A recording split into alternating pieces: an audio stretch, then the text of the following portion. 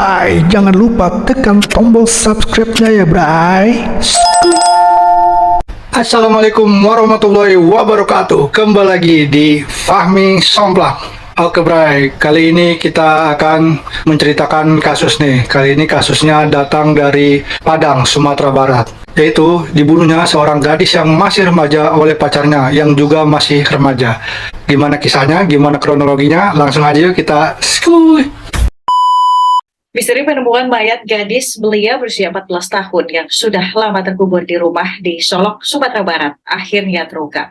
Gadis tersebut bernama Yofi Safitri, seorang pelajar yang menjadi korban pembunuhan oleh kekasih. Saudara, warga Kenagarian Singgalang Tanah Datar, Sumatera Barat menemukan jenazah anak perempuan yang terkubur di dalam rumah yang ditinggali selama 8 bulan.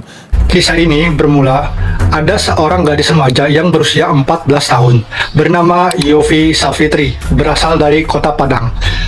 Yofi tercatat sebagai salah seorang siswi di SMP Negeri 14 Padang. Sayangnya, nggak ada nih informasi tentang bagaimana kehidupan keluarga Yofi. Namun yang jelas diketahui Yofi ini tinggal bersama orang tua dan kakaknya. Seperti anak remaja seusianya, aktivitas Yofi ini hampir setiap hari adalah sebagai seorang pelajar yang duduk di bangku SMP. Yofi dikenal sebagai gadis yang cantik, lembut, dan sopan santun. Dia turut aktif dalam kegiatan sekolah dan memiliki banyak teman. Pergaulannya pun cukup luas. Ketika tidak sekolah, Yofi akan pergi ngumpul bareng teman-temannya. Dan ia aktif menggunakan media sosial.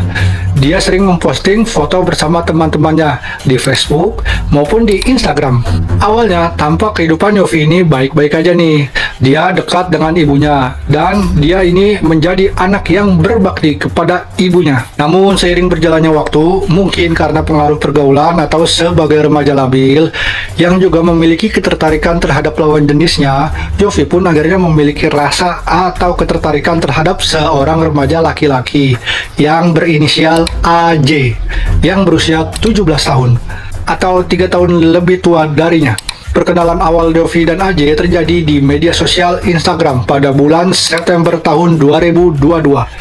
Sekitar 5 bulan sebelum kasus ini terjadi. Saat itu entah bagaimana prosesnya, mereka hingga bisa saling chat-chatan di Instagram. Namun yang jelas keduanya pun akhirnya berpacaran. Meskipun saat itu mereka belum bertemu, AJ membuat Yofi merasa nyaman. Sebagai seorang pacar, Yofi mulai curhat ke AJ jika dia sedang ada masalah.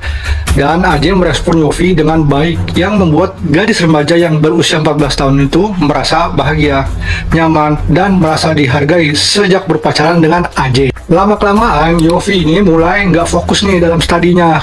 Yofi terjebak dalam perasaannya sendiri karena cinta monyetnya terhadap AJ. Atau istilahnya Yofi ini mulai menjadi bucin Bray.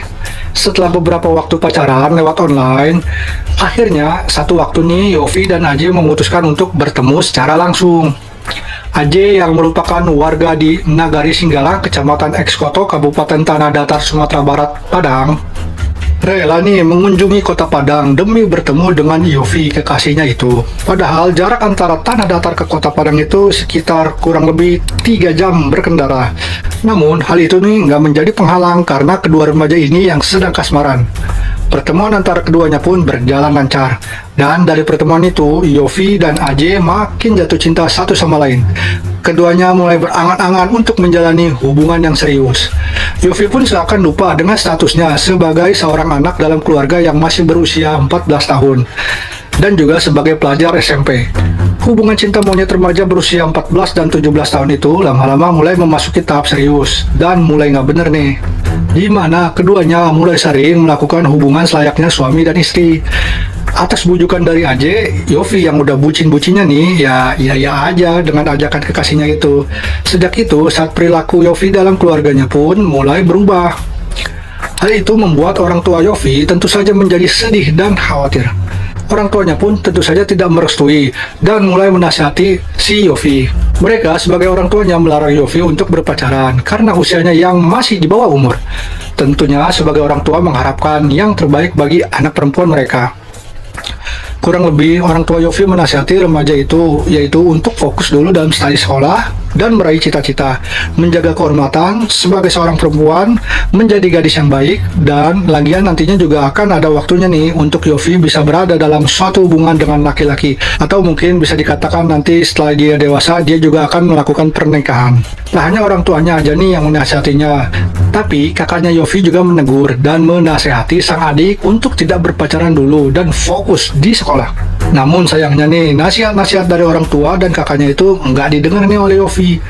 Bahkan hubungan Yofi dan AJ makin memasuki tahap yang mengkhawatirkan. Ketika AJ mulai mempengaruhi Yofi untuk ikut bersamanya agar mereka bisa saling bersama tanpa penghalang dari keluarga Yofi. Yofi awalnya ragu-ragu dengan ajakan dari kekasihnya itu. Dia sebenarnya takut, namun dia juga ingin bersama AJ karena cintanya yang telah menggebu-gebu. Dan akhirnya setelah dibujuk sedemikian rupa nih oleh AJ, Yofi mengikuti ajakan dari kekasihnya itu untuk melarikan diri dari rumah. AJ membawa kabur Yofi ke Nagari Sigalang, Kecamatan Ekskoto, Kabupaten Tanah Datar, Sumatera Barat. Setelah melarikan diri, Yofi tidak lagi masuk sekolah dan keluarganya tentu saja menjadi khawatir. Keluarganya pun mulai mencari Yofi yang entah di mana. Berbagai macam cara dilakukan sampai membujuk gadis tersebut dengan baik-baik melalui media sosial agar Yofi kembali pulang dan bersekolah lagi. Namun, entah apa yang ada di pikirannya Yofi, dia nggak ingin pulang dan dia ingin terus bersama AJ, pujaan hatinya itu. Kemudian, karena nggak bisa menemukan Yofi dimanapun, serta gagal membujuknya untuk kembali pulang, keluarga akhirnya mengambil langkah lain, yaitu melaporkan Yofi ke kantor polisi. Karena udah beberapa minggu ia menghilang bersama AJ, dan memang hal itu bisa dipidanakan mengingat usia Yofi yang masih di bawah umur. Namun, entah laporan dari keluarga Yofi ditindaklanjuti atau enggak nih. Namun yang jelas, Yofi ini belum pulang ke rumah sampai tragedi tragis menimpanya. Di mana tanggal 31 Januari 2023, Yofi dibawa oleh AJ untuk menginap di rumah orang tua AJ yang berada di Jorong, Solok. Sayangnya nggak ada nih informasi juga tentang kehidupan keluarga AJ. Status AJ, apa masih dia pelajar, apakah dia udah bekerja juga nggak dikatakan nih di situ. Namun, yang jelas pada tanggal 31 Januari tahun 2023 itu dikatakan AJ ini membawa Yofi ke rumah orang tuanya dan mereka menginap di sana. Bahkan katanya Yofi tidur bersama orang tua AJ. Kemudian keesokan harinya orang tua AJ menyuruh anaknya untuk memulangkan Yofi ke Padang karena nggak enak jika dilihat tetangga Yofi lama-lama menginap di rumah mereka dan nantinya menimbulkan kesan yang nggak baik. Nah nih Bray, dari situ nih berarti selama ini Yofi dibawa entah kemana oleh si AJ, bukan di rumah orang tua AJ. Dan mungkin tanggal 31 Januari itu barulah nih si AJ membawa Yofi ke rumah orang tuanya. Berarti sebelum dibawa ke rumah orang tuanya ini, si Yofi ini dibawa kemana ya oleh si AJ ya? Oke deh, back to story lagi nih Bray. Nah setelah disuruh orang tuanya untuk memulangkan Yofi ke Padang, alih-alih memulangkan Yofi, AJ ini justru malah mengelabui orang tuanya, di mana Yofi malah dibawa ke sebuah rumah milik saudaranya AJ yang berada di Jorong, Solok. Menurut keterangan warga, rumah tersebut tuh udah nggak ditempati selama 8 bulan lebih. Sehingga AJ yang tahu kondisi rumah tersebut nekat membawa Yofi ke sana. Dan mereka sempat nginap di situ selama beberapa hari. Kemudian pada tanggal 3 Februari tahun 2023, menurut informasi, keduanya ini diduga sempat berhubungan. Dan setelah itu Yofi tiba-tiba mengatakan pada AJ bahwa dia merasa dirinya ini mungkin telah mengandung atau tekdung. Tapi itu hanya perasaan Yofi aja. Tapi karena itu tuh mereka harus memeriksa dan melakukan tes pack untuk mengetahui apakah Yofi ini benar-benar hamil atau tidak. Yofi pun meminta AJ untuk nantinya bertanggung jawab jika memang dirinya benar-benar hamil. Yofi siap menghadapi apapun situasinya asalkan AJ terus bersamanya. Namun gak sesuai harapan, dimana ketika mendengar itu AJ malah menjadi panik nih dan ketakutan. Dia takut jika orang-orang itu tahu Yofi benar-benar hamil dan aibnya akan terbongkar. Kampret juga si AJ Bray. Udah berani bawa kabur anak gadis orang, giliran tekdung malah ketakutan, aibnya takut ketahuan. Suwe emang nih orang. Nah sontak aja nih, AJ langsung panik Bray. Dia nggak bisa berpikir jernih dan mulai memikirkan hal-hal yang menyeramkan. Dimana tiba-tiba saat itu juga AJ mulai menganiaya Yofi yang sedang berbaring di atas tempat tidur tanpa selai benang pun di tubuhnya. AJ mencekik leher Yofi lalu membekapnya dengan bantal hingga Yofi lemas dan tak berdaya. Setelah Yofi tak berdaya, AJ pun memikirkan untuk menghabisi nyawa Yofi saja. karena dia takut nantinya jika Yofi itu hamil, perut Yofi juga akan membesar dan orang-orang tahu aib mereka. Namun, jika Yofi dihabisi, bagaimana dia bisa menyembunyikan tubuh Yofi? Jika dibawa keluar rumah, nantinya warga akan melihat. Dia juga nggak ingin meminta bantuan siapapun, karena dia ingin menyimpan rapat-rapat tanpa diketahui oleh orang lain. Nah, akhirnya Ajay pun mendapatkan ide untuk menghabisi nyawa Yofi. Dan nantinya dia akan mengubur jasad Yofi di rumah kosong milik saudaranya itu. Karena memang rumah tersebut sudah lama dan sangat jarang pemiliknya datang ke situ, Ajay kemudian pergi ke dapur dan mengambil sebuah alat, yaitu sebuah kayu yang biasa dipakai untuk menumbuk beras. Ya bisa dibilang alu kali ya, itu kan memang sejenis kayu untuk menumbuk beras tuh. Dan tanpa rasa kasihani terhadap gadis tak berdaya yang telah ia bawa kabur itu nih, si Ajay mulai menghantamkan kayu atau alu tersebut ke kepala bagian kirinya si Yofi sebanyak 3 kali, hingga cairan merah pun keluar dari hidung dan mulut korban yang membuat korban kehilangan nyawanya alias meninggoy. Kemudian setelah dipastikan korban sudah benar-benar tewas, Ajay menyeret korban ke dapur. Lalu setelah itu Ajay mencari cangkul untuk menggali tanah sedalam 50 cm. Dan ia menguburkan korban yang tanpa busana di lubang galiannya itu.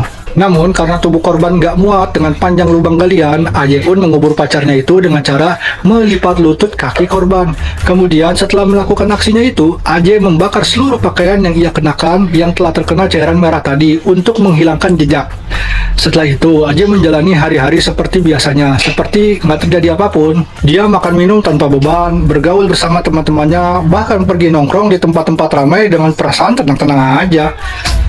Sedangkan di rumah kosong milik saudara Ajay yang menjadi TKP, tubuh Yofi yang terkubur itu perlahan-lahan mulai membusuk. Warga yang tinggal di sekitar rumah tersebut juga belum merasa curiga. Mereka lalu lalang menjalani aktivitas seperti biasanya, tanpa tahu bahwa di dalam rumah tersebut terkubur seorang gadis pelajar SMP yang sedang dicari-cari oleh keluarganya selama 2 bulan terakhir. Dan kasus ini pun akhirnya terungkap ketika saudaranya Ajay yang bernama Rika berusia 33 tahun yang merupakan pemilik rumah yang tak berpenghuni tersebut kebetulan datang ke rumah tersebut untuk membersihkan rumah sekitar pukul 1 siang waktu Indonesia Barat pada tanggal 17 Maret tahun 2023. Karena saat itu akan menjelang bulan puasa, jadinya Rika ini berinisiatif untuk datang ke sana hanya untuk sekedar melihat kondisi rumahnya yang udah lama ditinggalkan, sekalian dia ingin membersihkan. Setibanya di sana, Rika masuk dan melihat kondisi rumahnya itu seperti ada orang yang belum lama tinggal di sana. Kemudian dia berinisiatif untuk masuk ke bagian kamar, dan di sana Rika makin merasa aneh dan curiga nih ketika melihat ada bercak-bercak cairan merah yang telah mengering dan berbau anyir. Rika pun mulai melangkahkan kakinya menuju dapur untuk mengecek, dan ketika sampai di dapur, Rika sontak makin curiga dan menjadi takut ketika ia melihat ada gundukan tanah yang sangat aneh. Karena tak berani menggali gundukan tanah yang mencurigakan itu, Rika pun melaporkan kecurigaannya kepada kepala desa Jorong dan diteruskan kepada pihak kepolisian. Pemilik rumah menelusuri bercak darah tersebut hingga menemukan galian tanah di bagian dapur. Merasa ada yang mencurigakan, pemilik rumah langsung melaporkan ke polisi. Menerima laporan tersebut, gak lama kemudian polisi pun tiba di lokasi TKP tersebut dan langsung memasang garis polisi. Warga lantas berbondong-bondong ke lokasi untuk menyaksikan pembongkaran gundukan tanah tersebut. Dan saat dilakukan penggalian, di sebuah gundukan di dapur berukuran sekitar 2 kali 1 meter tersebut, betapa terkejutnya mereka ketika menemukan sesosok jasad remaja perempuan yang mulai dalam tahapan pembusukan. Selanjutnya, sekitar pukul 14.30 sore, tim identifikasi tiba dan melakukan olah tempat kejadian perkara atau TKP. Sementara jasad tersebut dibawa ke Rumah Sakit Bayangkara Padang guna dilakukan proses otopsi. Dan dari hasil pemeriksaan diidentifikasikan bahwa korban ialah Yofi Savitri yang berusia 14 tahun, seorang pelajar SMP yang dilaporkan menghilang selama beberapa bulan terakhir. Nah, salah seorang warga bercerita bahwa selama ini sebelum dilakukan penggalian, warga nggak mencium adanya aroma busuk di lokasi kejadian nih. Dan saat digali barulah aroma busuk busuk dari jasad korban itu tercium. Polisi pun segera melakukan penyelidikan untuk memburu pelaku penghilangan nyawa Yofi. Dan setelah mengumpulkan beberapa barang bukti serta mewawancarai saksi-saksi, polisi akhirnya berhasil nih mengungkapkan identitas pelakunya, yaitu si AJ yang berusia 17 tahun, yang nggak lain merupakan pacarnya Yofi. Polisi menetapkan AJ sebagai tersangka karena terbukti dialah orang yang terakhir bersama korban sebelum korban tewas. Kapolres Padang Panjang AKBP Doni Brahanto menerangkan pelaku nekat menghabisi nyawa korban pada tanggal 3 Februari dengan motif pelaku AJ ini takut kalau sang korban hamil. Sementara itu, informasi soal korban yang hamil ya hanya dugaan saja karena nggak ada bukti yang membenarkan soal hal tersebut. Hasil pemeriksaan yang sudah dilakukan, motif sementara bahwa pelaku merasa takut kalau korban hamil, sehingga pelaku menghilangkan nyawa dari korban. Nah, saat ditemukan, kondisi jasad korban dalam posisi tertekuk, tidak menggunakan busana. Dan karena udah sebulan lebih jasadnya dikubur, pastilah udah rusak atau membusuk. Kapolres juga menambahkan pihaknya berhasil menangkap pelaku AJ yang sedang berada di salah satu warung di pasar kuliner selang beberapa waktu setelah penemuan jasad korban. Tanpa perlawanan, AJ ditangkap dan dibawa ke kantor polisi untuk mempertanggungjawabkan perbuatannya. Tim Satreskrim Polres Padang Panjang berhasil menangkap pelaku pembunuhan remaja perempuan yang dikubur di rumah kosong Kenagarian Singgalang, Tanah Datar, Sumatera Barat. Pelaku tidak lain merupakan teman dekat korban sendiri. Pelaku mengaku membunuh korban karena takut korban hamil karena hubungan yang telah mereka lakukan. Proses rekonstruksi juga digelar dan berjalan tanpa hambatan pada tanggal 18 Maret tahun 2023 atau sehari setelah AJ ditangkap. Nah, Kapolres menyebutkan, karena AJ masih di bawah umur, pihaknya akan melakukan penanganan khusus dalam kasus penghilangan nyawa ini, katanya. Mereka tetap mengacu kepada Undang-Undang Peradilan Anak, di mana dalam undang-undang tersebut ada perlakuan khusus dibandingkan tindak pidana lainnya. Pelaku terancam dijerat dengan pasal 76C, junto pasal 80 ayat 3 Undang-Undang Dasar Nomor 35 Tahun 2014 tentang perubahan atas Undang-Undang Nomor 23 Tahun 2002 tentang perlindungan anak, junto Undang-Undang Nomor 11 Tahun 2012 tentang sistem peradilan pidana anak dengan ancaman hukuman 3 tahun sampai 5 tahun penjara. Sementara itu, kepergian Yofi ini tentu saja meninggalkan kesedihan yang sangat mendalam bagi keluarga. Pihak keluarga menyangka gadis remaja mereka itu akan berakhir secara tragis. Jasad Yofi disemayamkan di rumahnya dan dimakamkan di Kota Padang. Oke guys, begitu nih kisahnya. Dan kisah ini diambil bukan dari gue sendiri, tapi berdasarkan hasil riset gue yang ada di berita-berita media saat itu. Oke, semoga kita bisa mengambil hikmah dari kejadian kronologi kasus ini. Ambil baiknya, buang buruknya. Ya udah, jangan lupa ya support gue dengan cara subscribe dan share video ini. Dan semoga kalian suka. Dan mohon maaf bila masih ada salah-salah atau kekurangan. Malu, masih baru. Ya udah, akhirul kata, wassalamualaikum warahmatullahi wabarakatuh. Kembali lagi di next video berikutnya. Bye bye.